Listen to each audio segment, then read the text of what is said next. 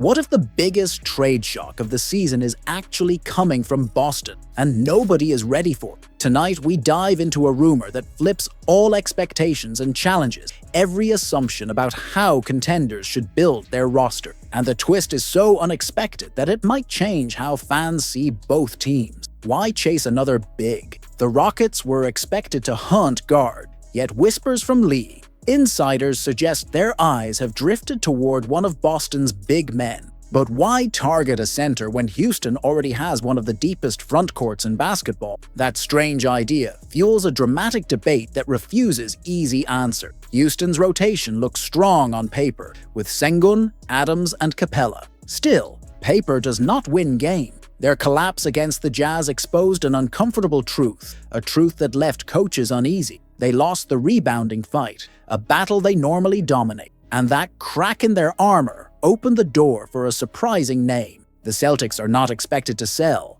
yet if they listen to offers, Neemias Queta becomes a tempting target. His physical presence and reliable rebounding give him a value that numbers alone cannot explain. While the Rockets wrestle with trust issues in Capella and injuries to Adams, Boston suddenly holds a piece Houston quietly needs. Capella can dominate the glass, but his impact comes with inconsistencies that are harder to hide this season. Udoka rarely commits to him in heavy minutes, a choice that makes analysts wonder what the staff sees.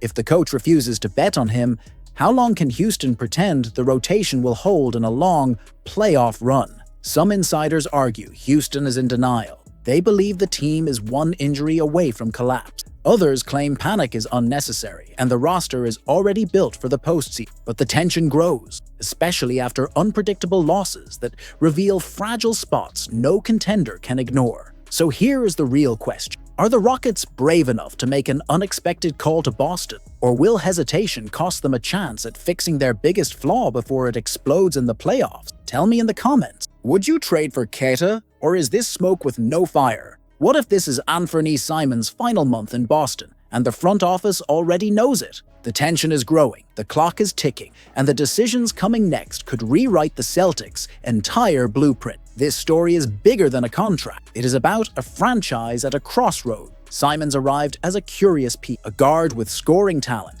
and an expiring deal that offered flexibility. Fans expected answers. Instead, they got uncertainty. 20 games later, he looks solid, yet strangely disconnected from Boston's identity.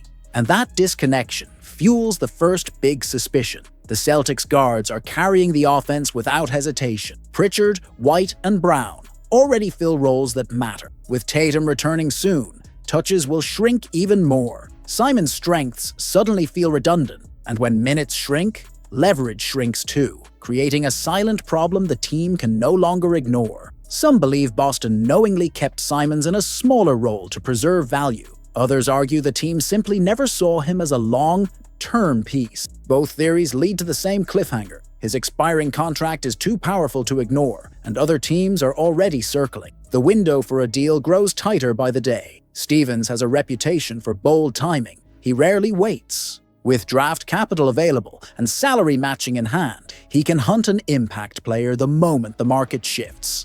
And if the right target appears, Simons becomes the key that unlocks a bigger swing. The front office is watching closely, and fans should too. It is hard to picture Simons on the next great Celtics roster, not with the direction the team is taking and not with the priorities they have set. Instead of losing him for nothing, the organization may move quickly. That possibility sparks the final twist in this story and prepares the fan base for a major shift. So here is the real question. Is December the final month of Anfernee Simons in Boston?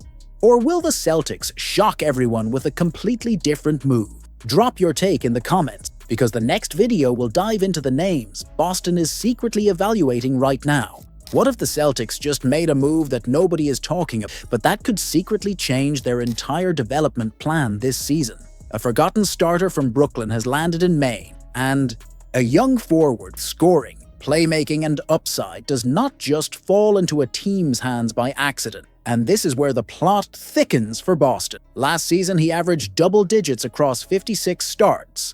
Then he was waived despite being 23, athletic and proven. Brooklyn drafted 4 rookies, took in contracts, and needed space. Boston saw opportunity. But what exactly are they planning with this gamble? Every season, the Celtics use Maine to evaluate hidden pieces. Bridges, Brown, and the two-way trio are already active. Adding Johnson feels strategic. It raises a question that fans should not ignore. Is this simply depth, or is the front office quietly scouting a contributor for later? Right now, Boston's roster is tight and built for contention, but injuries, back-to-backs, and developmental bets always appear at the worst moment. A productive G-League forward with NBA starts could become a safety valve, and if he hits, someone else might lose their spot sooner than expected. Some insiders believe Brad Stevens never makes a move without layers. Adding Johnson could signal upcoming trade or preparation for depth uncertainty later in the season. His arrival in Maine might be the first chapter of a much larger shift that fans have not yet seen coming. So here is the real question. Is Keon Johnson just a temporary G-League addition, or is Boston quietly building the next unexpected rotation piece for a crucial stretch? Tell me what you think, because the next video will dive into who the front office could promote or replace next. What if the Celtics are already sitting on the most volatile contract decision of the entire Eastern Conference, and almost nobody realizes how close this front office might be to a turning point yet? The Bucks are keeping tabs. Boston is above key cap line, and one wrong move could trigger a domino that the franchise cannot undo. The window to act is shrinking fast. Is Boston truly willing to reset its tax position? The league knows Boston is pressed against the first apron, forced into a delicate balance between short-term survival and long-term sustainability. Trading Simons could drop the club below the tax line, but this raises a hard question. But how would a move like this fit inside the strict CBA rules that punish apron teams with zero flexibility? His expiring deal is valuable, yet precious enough that Stevens will not attach a first unless pushed.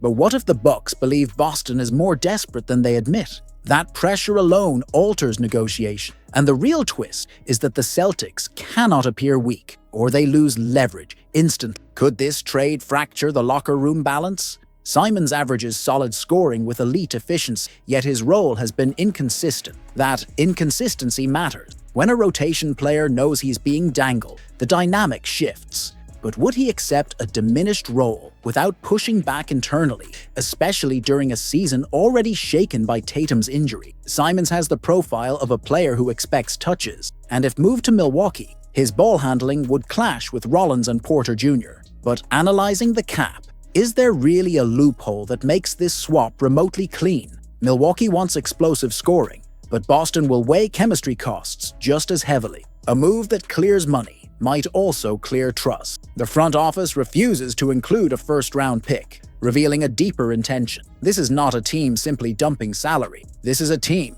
protecting future flexibility for a larger play once Tatum returns. That raises a sharper question. Could Simons be the first step in a broader structural shift that touches both roster hierarchy and future cap allocation? What if this trade is only the opening move of a larger operation no one sees yet?